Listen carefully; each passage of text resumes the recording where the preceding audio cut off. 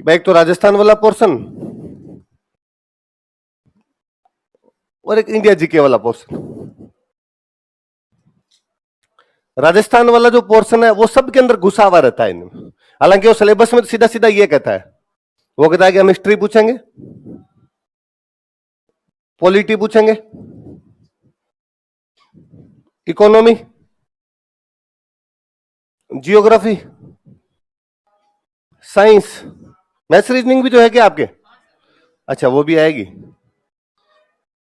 और करंट, यही तो चीज है। पर वो इन सब में इन दो को छोड़ के बाकी सब में वो कहेगा कि हम हिस्ट्री में राजस्थान की हिस्ट्री पूछेंगे, पॉलिटी में राजस्थान की पॉलिटी पूछेंगे, इकोनॉमी में राजस्थान की इकोनॉमी पूछेंगे, ज्योग्राफी में राजस्थान की ज्योग्राफी पूछेंगे, और साइंस में राजस्थान की साइंस पूछेंगे, करंट में राजस्थान की करंट पूछ लेंगे। आपको लगता है यार बाकी सब तो ठीक है, पर साइंस कैसे पूछ लोगे? राजस्थान की साइंस अलग थोड़ी होती है। साइंस तो न्यूटन को सब जगह सेव नीचे गिरता हुआ दिखा था। ये थोड़ी एक राजस्थान वालों को सेव ऊपर चला जाता है, गुरुत्वाकर्षण ऊपर की तरफ लग जाता है, या राजस्थान में जो डार्विन के नियम है वो चेंज हो जाते हैं, दूसरे प्रकार के लग जाते हैं। वो करता है कि आपसे क्वेश्चन पूछ लेता है कि राजस्थान में हाल के वर्षों में मूंग के अंदर एक नई प्रकार की बीमारी देखने को मिली थी, मूंग की फसल में होने वाली उस बीमारी का नाम बताइए। साइंस है, बीमारियां साइंस का क्वेश्चन होता है। वो और पूछ ले कोई आपके कि भेड़ पालन के दौरान सबसे अधिक ऊन देने वाली भेड़ें कौन सी होती है, एनिमल हस्बेंड्री है, वेटरनरी का क्वेश्चन है अपने आप में, पशुओं का क्वेश्चन है। हम बेसिकली इन चीजों को पढ़ते तो ज्योग्राफी में है, पढ़ते किसमें है? ज्योग्राफी में, पर होती वास्तव में वो क्या है? साइंस। ऐसा कोई क्वेश्चन उठा के वो पूछ लेता है। ज्योग्राफी जब आप बात करते हो तो ज्योग्राफी खुद अपने आप में एक लंबा चौड़ा सब्जेक्ट है। आप भौगोलिक विभाजन पढ़ते हैं, नदियां पढ़ते हैं, वनस्पतियां पढ़ते हैं, सॉइल पढ़ते हैं, पर्वत पठार, खूब सारी चीजें पढ़ेंगे आप। इकोनॉमी में बेसिकली दो चीजें पढ़नी होती है। वैसे तो इकोनॉमी का बहुत बड़ा पोर्शन हम फिर ज्योग्राफी के साथ पढ़ते हैं, जब हम खनिज पढ़ेंगे, उद्योग पढ़ेंगे, एग्रीकल्चर पढ़ेंगे, ट्रेड पढ़ेंगे, ये सारी की सारी चीजें किसमें पढ़ लेंगे हम? ज्योग्राफी। दो चीजें मैं बताऊं, एक तो गवर्नमेंट का इकोनॉमिक सर्वे, प्रत्येक गवर्नमेंट जो है वो बजट से पहले अपना एक इकोनॉमिक सर्वे जारी करती है, तो गवर्नमेंट का इकोनॉमिक सर्वे और एक गवर्नमेंट का बजट। तो बजट तो फिर भी नहीं, गवर्नमेंट का इकोनॉमिक सर्वे, क्योंकि इकोनॉमिक सर्वे में गवर्नमेंट ये बताती है कि हमने कौन कौन सी स्कीम चलाई है, किस किस सेक्टर में हमने कितना कितना काम किया है।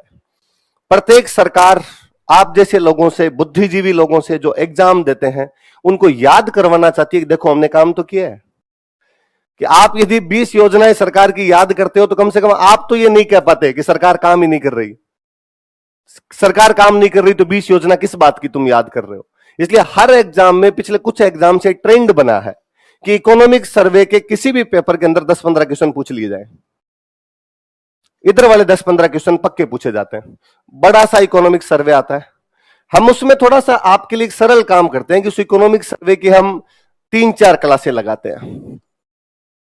4 एक क्लासें एग्जाम से ठीक पहले, कि जब एग्जाम होने वाला है तो उससे 10-15 दिन पहले, जब आपको रिलीज करने वाले होते हैं कि हाँ यार अब इनको छोड़ दिया जाए, उससे पहले वो क्लासें आपकी लगा देते हैं। क्योंकि इतने आंकड़े, इतने ज्यादा फैक्ट होते हैं कि लंबे टाइम तक तो वैसे भी याद नहीं रहते। हमें लगता है एग्जाम के पास में उस टाइम यदि बच्चों को याद करवाए गए तो वो याद हो जाएंगे इनके। उन 4 दिन की क्लास में से ये 15 सवाल आ जाएंगे। 14-13 का कोई आंकड़ा रह जाए वो दूसरी बात है, बाकी ये सवाल 15 में से 15 उधर से ही आएंगे, ये मेरी गारंटी। इसका रीजन है कि कोई भी सरकार, कोई भी लोक सेवा आयोग, जिस किसी भी राज्य का लोक सेवा आयोग होता है, वो अपने राज्य के क्वेश्चन ज्यादा पूछना चाहता है।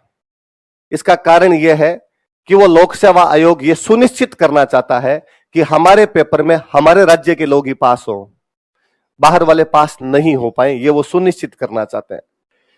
आप में से कोई भी कभी भी महाराष्ट्र का, गुजरात का, पंजाब का एग्जाम नहीं दे सकता, क्योंकि उन एग्जाम के लिए आपको वहां की मदर टंग आनी जरूरी है। आपको गुजराती, मराठी या पंजाबी आनी जरूरी है। चूंकि आपको गुजराती, मराठी या पंजाबी नहीं आती, इसलिए आप उन स्टेट के एग्जाम नहीं दे पाते। पर बाहर के किसी भी स्टेट का बंदा आपके स्टेट का एग्जाम दे सकता है, क्योंकि आपके यहां पे राजस्थानी भाषा लगाई नहीं जाती, मदर टंग लगाई नहीं जाती है। कारण, क्योंकि हमें खुद को ही नहीं आती। तो लगाएं कैसे? 2013 में आरएस के अंदर हमारे लगा दी गई थी मेंस के अंदर। मेंस में एक लैंग्वेज का पेपर आता है 200 नंबर का, आरपीसी का 120 नंबर की पूछेंगे, 100 नंबर की पूछेंगे हिंदी, 80 की पूछेंगे इंग्लिश और 20 की पूछेंगे राजस्थानी। स्टूडेंट कोर्ट चले गए और स्टूडेंट ने जाकर 20 नंबर की राजस्थानी हटाओ, क्यों? तो हमें आती ही नहीं है। कोर्ट ने कहा कि हाँ सही बात है, जब बच्चों को राजस्थानी आती नहीं है तो बच्चे कैसे देंगे एग्जाम, तो 20 नंबर हटाओ यहां से। आरपीसी ने सोचा 20 नंबर का क्या करें, तो आरपीसी का इधर जोड़ दो। उन्होंने कहा कि हम हिंदी पूछ लेंगे 120 की, इंग्लिश पूछ लेंगे 80। हालांकि मैं वो जो स्टूडेंट कोर्ट में गए थे उन महानुभावों से पूछना चाहता था कि इंग्लिश अपने को कौन सी आती है, वो तो 80 की आती है ना। हम में से कितने लोगों ने आज तक कहा कि यार इसको हटा दो, बापड़ी 20 नंबर की लगी थी, अपनी तो थी कम से कम, पड़ी रहती यार। 20 में से नंबर कम आ जाते, क्या होता, 7 आ जाते, 8 आ जाते। इंग्लिश में 80 में भी से तो 8 आते हैं, इधर यार 20 में से लेके आ जाते। पर हमने विरोध किया, आरपीसी और कोर्ट ने फटाफट मना उधर कर दिया।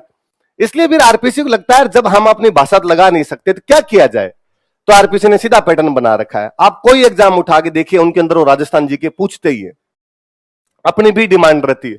अक्सर कोई वैकेंसी आती है तो हमेशा स्टूडेंट की मांग रहती है राजस्थान का पोर्शन बढ़ा दिया जाए। क्यों बढ़ा दिया जाए राजस्थान का पोर्शन? ताकि हमारे लोग उसके अंदर क्या हो सके, ज्यादा पास हो सके।